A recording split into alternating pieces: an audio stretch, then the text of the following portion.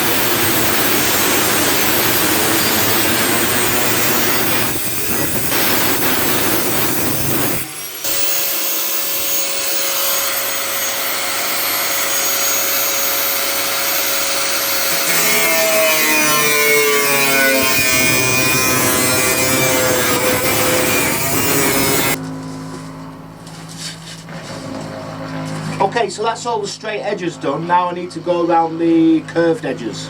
And for that, I'm going to use a rotary tool.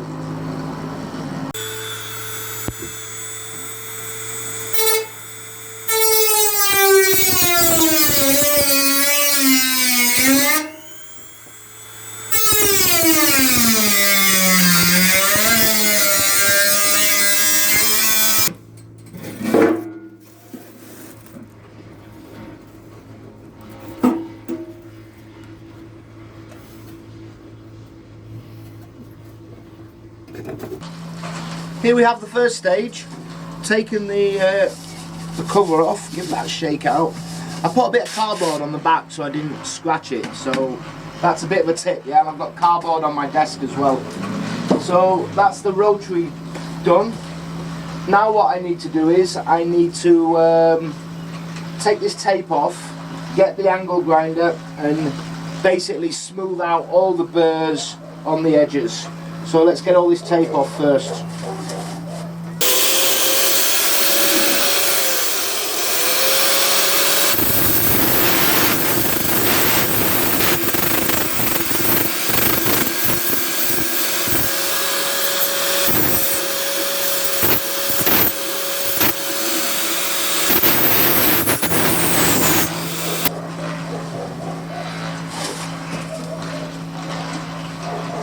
what I'm going to do is I'm going to put some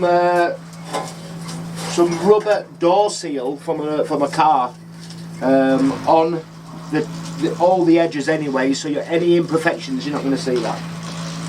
Okay, probably next time I'll not use electrical tape, because what's happened with the heat of the grinder, it's melted the electrical tape, so it's all coming off in little tiny bits.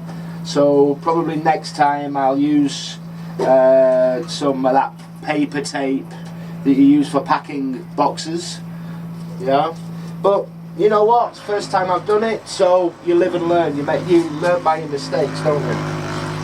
So for the next stage, what I'm thinking about doing is actually spraying inside the can itself.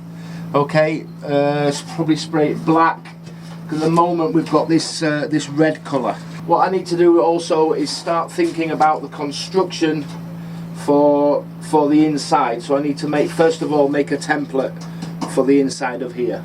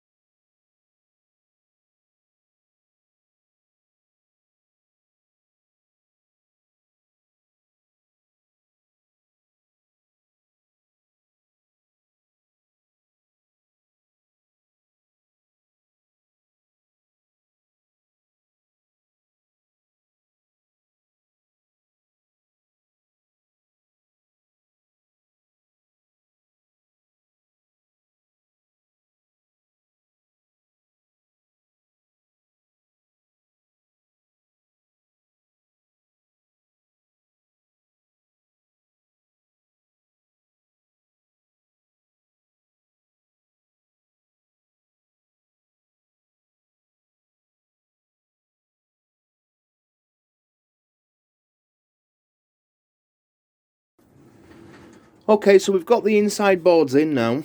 I've just glued it all in. So I've put these clamps on here.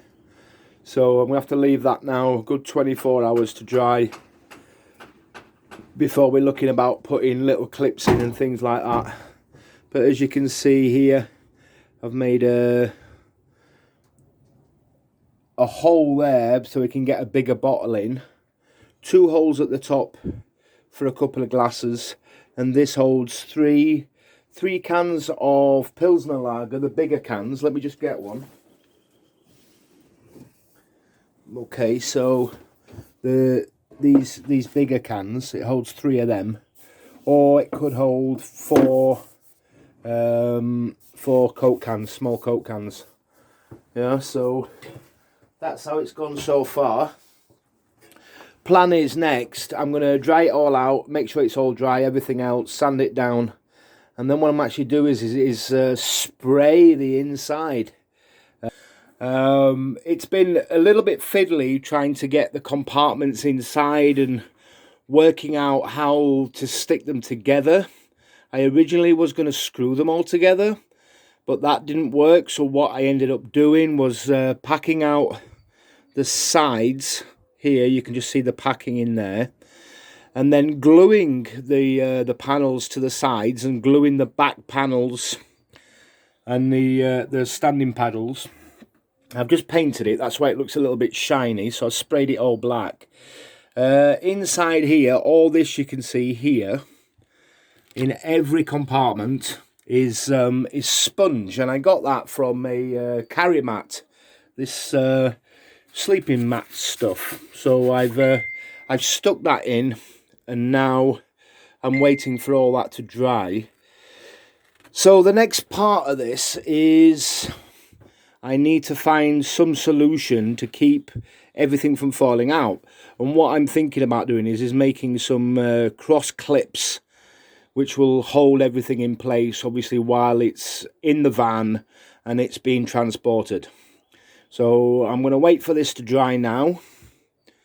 Okay, probably I might give it another coat of paint, let that dry, and then start working on some clips. Right, I've come up with this solution for the clips to actually hold the beer and everything in. What I've done is I've used some metal beading, and I've cut all the metal beading down. Each one's about 5.5 centimeters, and basically what happens here is these beads actually twist now, so I can remove the beer, but it stops the beer from falling out whilst travelling.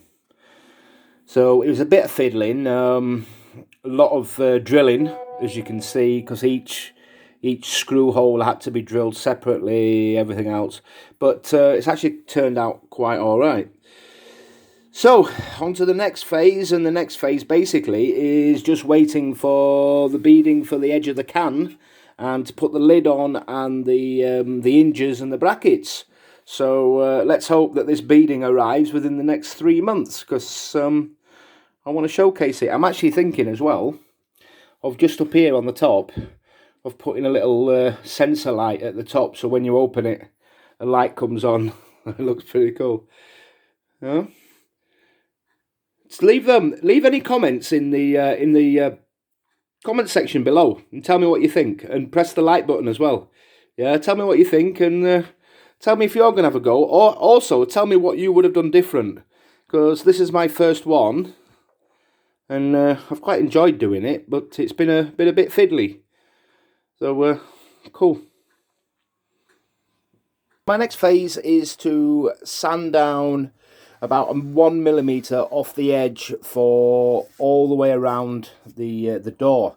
And the reason I'm doing that is because on the door itself I'm going to be fitting this rubber door seal. It's the stuff you get off cars.